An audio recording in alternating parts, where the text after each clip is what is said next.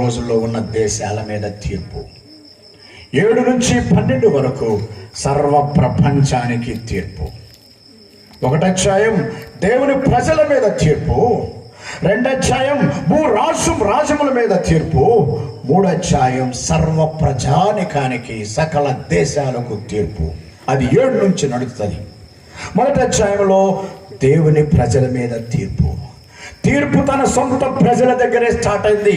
దేవుడు యూదా ప్రజలను చెరలోకి తీసుకెళ్ళినప్పుడు దానిలా నీతోనే ఆరంభమవుతుంది అన్నాడు. నీతోనే ఆరంభమైంది తీర్పు తన సొంత ప్రజలు. కాబట్టి మొట్టమొదటి తీర్పు సొంత ప్రజల దగ్గరే స్టార్ట్ అవుతుంది. అసలు రేపు తీర్పులు కూడా అదే అవుతుంది కదా. మనకు 7 పండుగలు ఉన్నాయి. 7 పండుగలు పొద్దున కూడా చెప్పిన. మొదటి పండుగ పస్కా, సిలువ. రెండవ పండుగ పులియని రొట్టెల పండుగ, సమాధి. 3వ పండుగ ప్రథమ ఫలముల పండుగ, పునరుత్థానం. 4వ పండుగ వారముల పండుగ, పరిశుద్ధాత్మ పెంతెకోస్తు. 5వ పండుగ బోరల పండుగ, సంఘం ఎత్తబడేది. 6వ పండుగ శ్రమల దినాలు, దుఃఖ పండుగ. 7వ పండుగ గుడారాల పండుగ, 1000 ఏళ్ల పరిపాలన. ఈ 7 పండుగల్లో 4 పండుగలు అయిపోయినాయి. ఇప్పుడు మనమందరం ఒక పండుగ కోసం చూస్తున్నాం. పరిశుద్ధుల తీర్పు కోసం చూస్తున్నాం. సంఘం ఎత్తబడటానికి కోసం చూస్తున్నాం.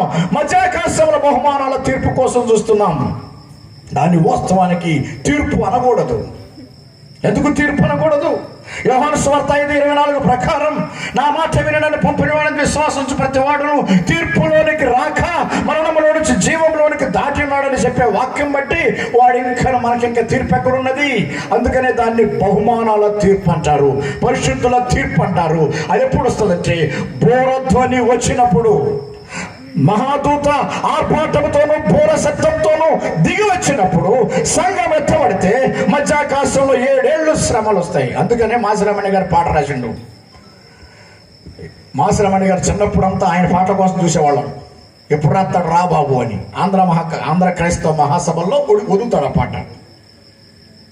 వదులుతాడు. యేసు రాజుగా వచ్చుచున్నాడు. ఏముంది? భూలోకమంతా. నేను చిన్నప్పుడు ఏం పాడానంటే, యేసు రాజుగా వచ్చుచున్నాడు, భూలోకమంతా దడుచుకుంటారని పైన. తెలుసుకోవడం కాదు, దడుచుకుంటారా బాబు. యేసు రాజుగా వచ్చాడు, భూలోకం దడుచుకోవాలి, వణికిపోవాలి. సంఘము బోర వచ్చినప్పుడు సంఘము ఎత్తబడుతుంది. అక్కడ ఉన్న వారికి విందు, కింద వారికి కుందు. కుందంటే శ్రమలు. ఆ శ్రమలు 7 ఏళ్ల శ్రమలు. శ్రమలైన తర్వాత రాకడ కిందకి ప్రభు వస్తాడు. కిందకు వచ్చిన తర్వాత అప్పుడు గుడారాల పండుగ అవుతుంది, చివరి పండుగ. ఆ తర్వాత నిత్యత్వం. కాబట్టి యేసు ప్రభు వారు ఆయన యొక్క తీర్పు గురించి మాట్లాడితే మొదటి తీర్పు ఎవరితో స్టార్ట్ అవుతుంది? పరిశుద్ధుల తీర్పు. 1 పేతురు 4:17 1 పేతురు 4:17